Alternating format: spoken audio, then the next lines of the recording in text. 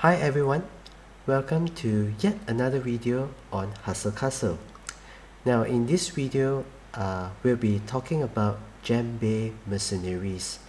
Mercenaries are squad members which you can hire and have them fight on your side. Now the big question is are they really that good or are they just plain goof? Hi, my name is Abel and I'm going to show you how.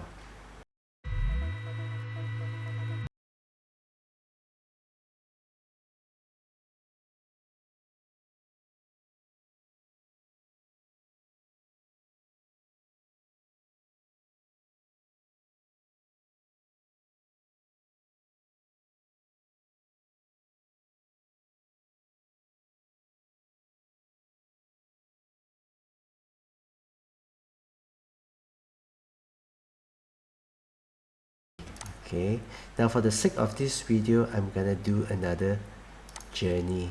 Okay, best ones, confirm, add, fill it up. And if you have missed my previous videos or if you have not watched them, do not start your journey yet. And what I would do is I'll head on to the magic workshop and I'll try to craft more spells so that I can have them ready and bring into battle with me. Okay, craft. Okay, apparently I'm at maximum. Mercenaries. Now you can find the mercenary tab here.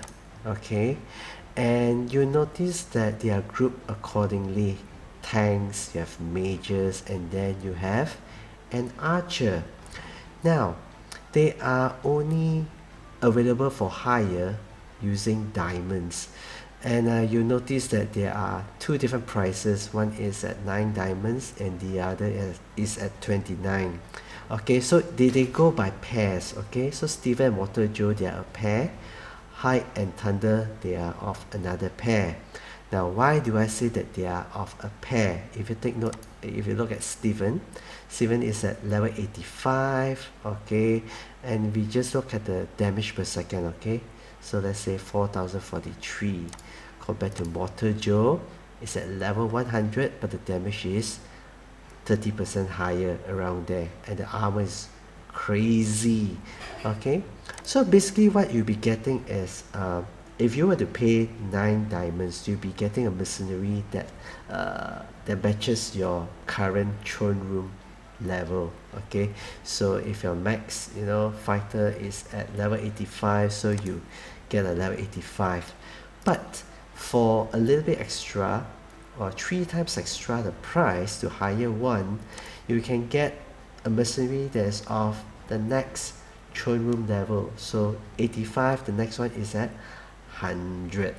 Okay, now there are so many to choose from, and then each pair they actually do different stuff. Okay, or they have different abilities. Okay, now comparing Steven to Hyde, let's see. Steven, what does Steven does? Melee unit physical damage, restores own health once in a while. So he's actually using a sword, so like most swords, they have this chance to heal.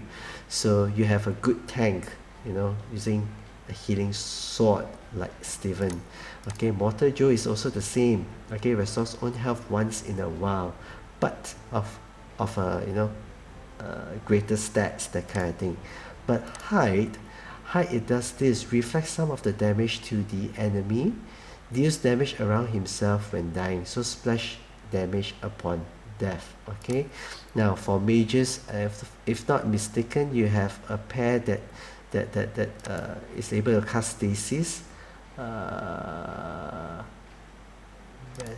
Okay, the stasis, yeah, stasis and rest together, if I'm mistaken.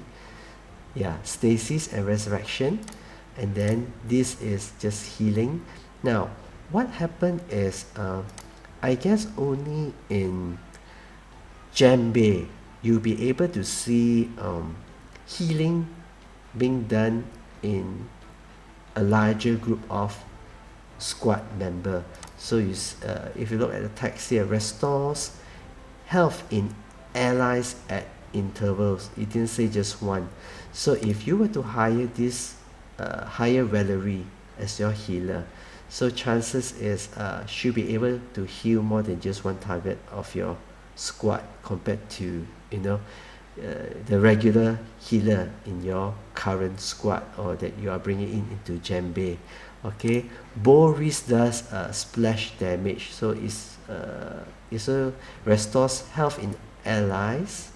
So this is more like a vampire effect, deals damage to heal based on the damage, that kind of thing. So deals damage to the target and restores health in allies once in a while. So I think this is kind of like the vampiric ability.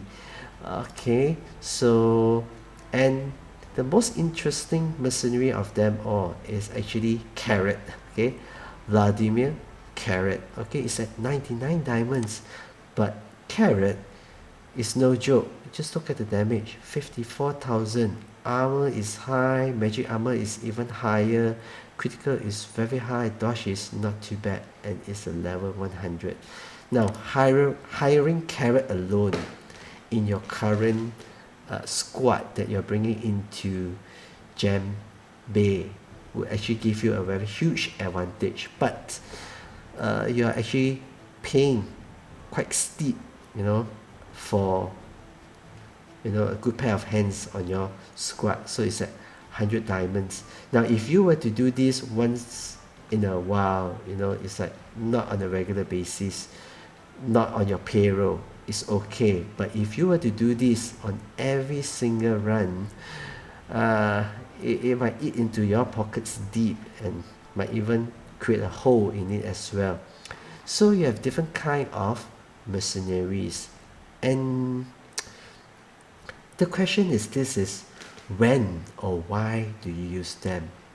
Well, I suppose the answer to this, the most probable answer, I guess, would be when you are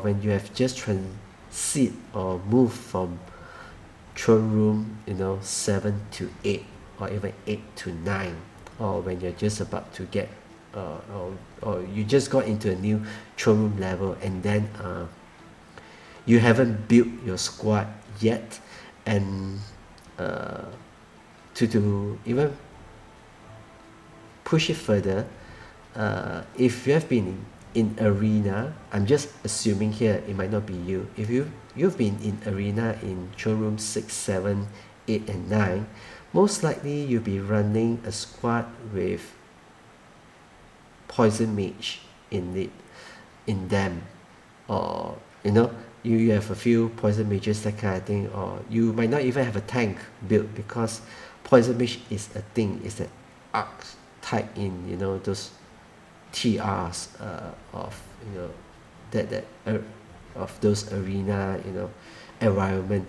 So yeah, you might not have a tank that is properly built yet, and what's worse is that when you move into TR8, it is also the time where gems are being introduced. So TR7 you get equipments without gem slots, and TR8 you get equipments with gem slots. Now if you were to look at the odds, even though you might be bringing in to TR8 with event type of equipments, because in general event equipments are slightly better than arena equipments, and much better than equipments that you can craft or obtain from chests in general. Okay, so you might not be properly geared yet, and your tank might not be a very good one. So even if you think you have prepared a tank, or you have geared up a tank in for Gem Bay upon entering TR8, your tank might not be able to perform that well, okay, and may not be adequately equipped as well. So this is when I guess it'll be a good time for you to get some temporary additional help so that you know you can start doing your Gem Bay runs daily. Now of course you can choose to just hold off your Gem Bay runs, or you can just avoid it altogether, that kind of thing. But then if you were to do that, it is also quite safe to assume that you are starting to build your squad up later or slower, because you get gems, free gems, primarily from Gem Bay. So if you are able to clear all the 15 waves in Gem Bay, you get a good amount of Kraken tokens, which you can use them to redeem and redeem gems, and also dust, and also scrolls as well. And you can use them, all these resources, to slowly build up a stronger squad than your current one. So yeah, but if you are like me, ever since I found that this squad works, I do not find myself having the need to hire mercenaries anymore. When I was at TR8, I was hiring mercenaries, and because I didn't have a good tank with me, my tank was dropping like a fly, and no matter how many healers I put in my squad, rest mages, it didn't perform so well. So I guess it leads to the next question. If you were to hire mercenaries, which one would you go for? Okay, there are two concerns here. The first one is your build. The second one is how much money you are willing to spend. Okay, now if you are following the traditional Gem Bay build, whereby people will tell you you need at least one strong tank, two healers, one rest mage, one archer, that's it.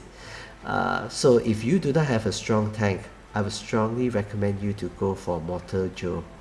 Okay, just having Mortal Joe alone and having two good healers on your side and one rest mage, and of course an average archer, you should be able to clear Gem Bay. Okay, now look at his stats. Mortal Joe's stats are quite good. Okay, armor's at 22k, magic armor, crits at 4k, dodge at 6k, and being a level 100, and if you are doing you know Gem Bay at a lower TR, it also means that Mortal Joe will be able to dodge much more of the attacks that would come at you, and will be able to survive longer as well for 29 diamonds. Okay, so what I used to hire would be Mortal Joe, Valerie, and Harvey. Okay, if things went south side for whatever reason, only then I get carried in once a while, and Heartless one for the resurrection ability. So yeah, I guess that's it. Now in my opinion, mercenaries are good, but if you are using them on a long term basis, they might not be so economically viable or tangible in the long run. So decide for yourself, how often do you plan to hire them, and to what extent do you plan to use them in your squad? Or should you have a good squad already that's able to clear maybe 12 or 13 waves of Gem Bay, you might be contented. Or if you're at wave 13 and there are only 2 more waves to clear, maybe a carrot would do the job, or a Mortar Joe would help you to finish 15 waves altogether. Now it is always good to try to finish 15 waves all in, because the last 2 waves you get rewards which are far more than what you have accumulated in the first 13 waves. So yeah, do try to finish all 15 waves whenever you can.